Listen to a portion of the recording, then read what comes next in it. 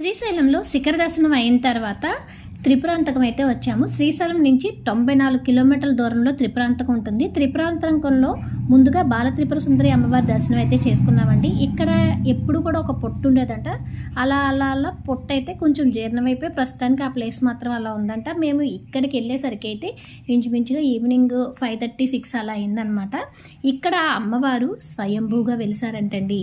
అమ్మవారిని ఒక 9 మెట్లు దిగి నూతి లాంటి ప్రదేశం ఉంటుంది, అక్కడైతే మనం చూడగలం. వెనకాల ఉన్న అమ్మవారైతే స్వయంభూగా వెలిసిన అమ్మవారు, ఎదురైతే మళ్ళీ అమ్మవారికి ప్రతిష్ఠ చేసి పెట్టారన్నమాట. ఇక్కడ అమ్మవారు నిరాకారంగా ఉంటారు. అలాగే 51 శక్తి పీఠాల్లో ఈ అమ్మవారి బాలత్రిపుర సుందరి పీఠం కూడా ఒకటనమాట.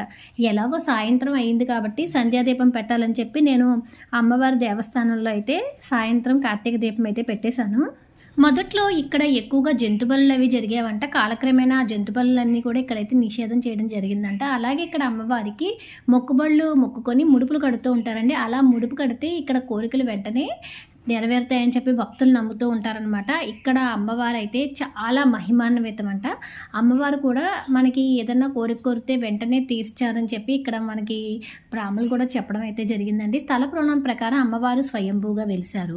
అలాగే అమ్మవారు దసరా నవరాత్రులు కూడా చాలా బాగా అయితే నిర్వహిస్తారంటండి. అమ్మవారికి బయట ఉత్సవమూర్తిలో ఒక విగ్రహం అయితే పెట్టారనమాట. ఆ విగ్రహం కూడా చాలా అందంగా అయితే ఉందన్నమాట. ప్రత్యేకమైన రోజుల్లో దసరా లాంటి టైమ్స్లో అయితే అమ్మవారు చాలా బిజీగా అయితే ఉంటుందండి టెంపుల్ అంతా. మేము వెళ్ళినప్పుడు చాలా ఫ్రీగా అయితే ఉంది. నేనైతే 2 సార్లు దర్శనం చేసుకున్నాను అమ్మవారిని. మీరు కూడా త్రిపురాంతకం వెళ్తే కామెంట్ సెక్షన్లో కామెంట్ చేయండి.